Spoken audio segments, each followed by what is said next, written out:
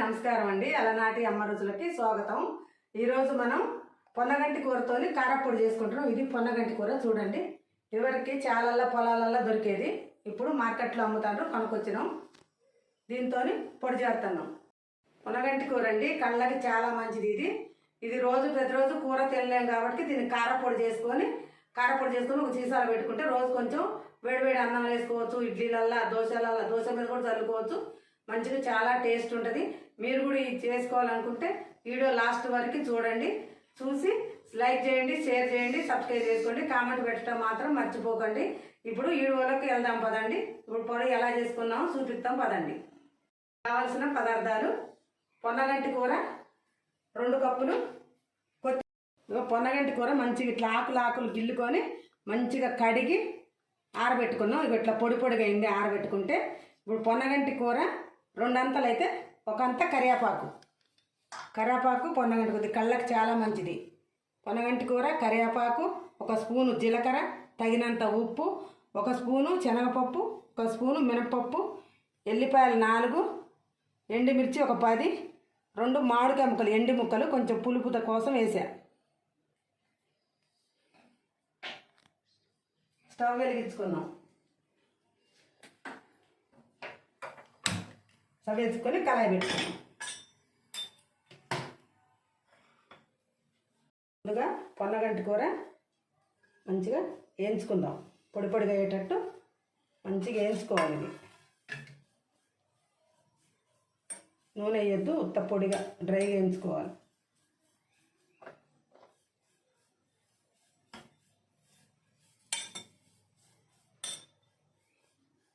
ఇలా గలగలలాడేటట్టు వేయించుకోవాలి. చూడండి మంచిగా వేగింది.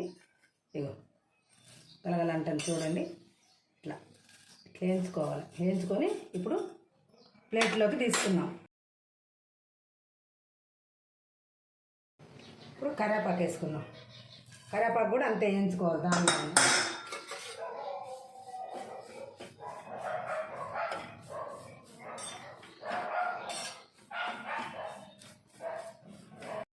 కరివేపాకు ఇట్లా చూడండి గలగలలాడేటట్టు వేయించుకోవాలి. కరివేపాకు కూడా చూడండి గలగలలాడుతుంది. కరివేపాకు వేయించుకొని ఇప్పుడు మనం ప్లేట్లోకి తీసుకుందాం. ఇప్పుడు శనగపప్పు 1 స్పూను,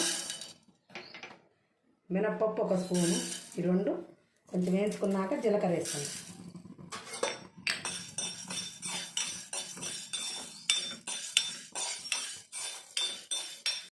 ఒక స్పూను ఇవన్నీ మంచిగా వేయించుకోవాలి.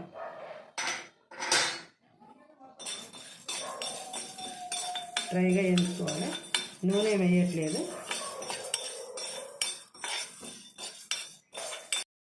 జీలకర్ర పప్పులు అన్నీ మంచిగా వేగినాయి. ఇప్పుడు ప్లేట్లో పోసుకుందాం.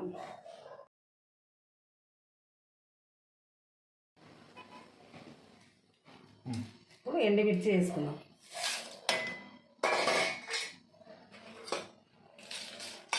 ఎండుమిర్చికి కొంచెం ఆయిల్ వేసుకోవాలి.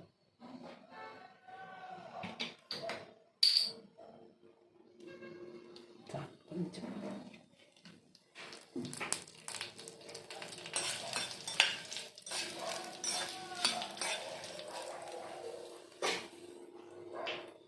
ఒక 4 వేసుకుందాం. కొంచెం పులుపుకి వేసుకొని ఇవి కూడా కొంచెం వేయించుకుందాం.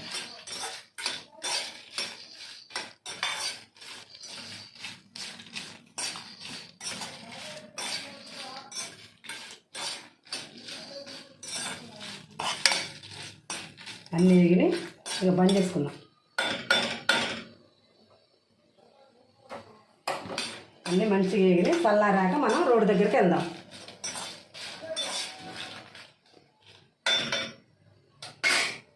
అన్నీ వేయించుకున్నాం కదండి, ఇవన్నీ చల్లారినాయి.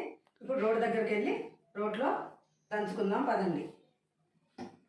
ఇప్పుడు రోడ్లో ఎండుమిర్చి వేసుకుందాం.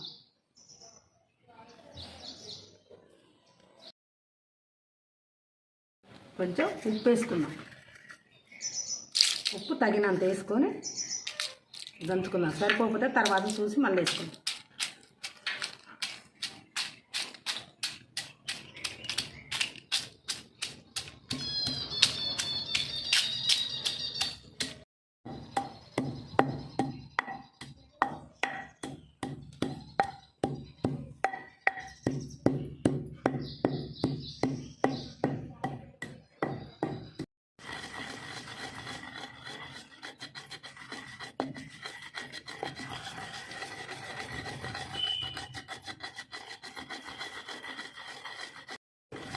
ఇప్పుడు ఆకు పప్పులు అన్నీ వేసుకున్నాం, ఇలా వేసుకొని మొత్తం నూరుకున్నాం.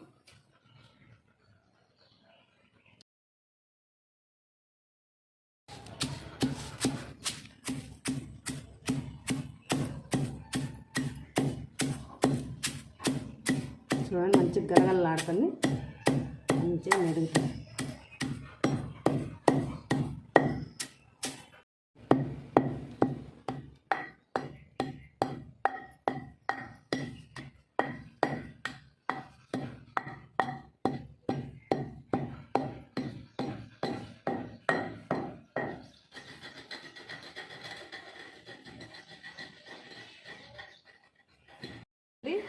ఇలా మెదిగింది, కొంచెం టైం పట్టుద్ది, నిమ్మలంగా నూరుకోవాలి.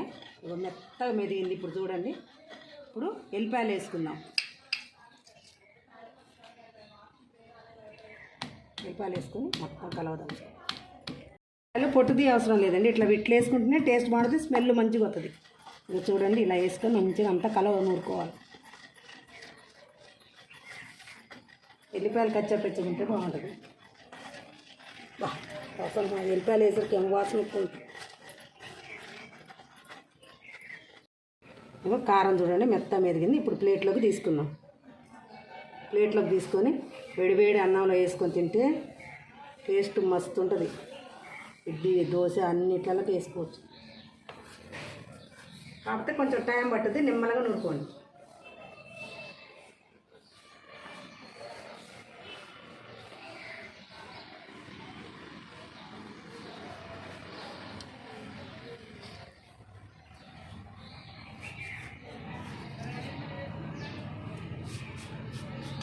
పొన్నగంట ఆకుతోని రోట్లో నూరిన కారపొడి అండి. ఈ కారపొడి చాలా బాగుంటుంది. అన్నంలోకి, దోశలకి, ఇడ్లీలకి అన్నిటికీ బాగుంటుంది. వేడివేడి అన్నంలో వేసుకొని నెయ్యి వేసుకొని చాలా బాగుంటుంది. ఇది మీరు చేసుకొని చూడండి. మీకు కనుక నచ్చితే లైక్ చేయండి, షేర్ చేయండి, సబ్స్క్రైబ్ చేసుకోండి. సబ్స్క్రైబ్ చేసుకొని ప్రతిరోజు 5 గంటలకి అలాంటి అమ్మ రుచులు యూట్యూబ్లో అవుతుంది. తప్పకుండా చూడండి, చూసి కామెంట్ పెట్టండి. కామెంట్లో మీకు ఏదైనా కావాలన్నా నేను చేసి మీకు చూపిస్తాం.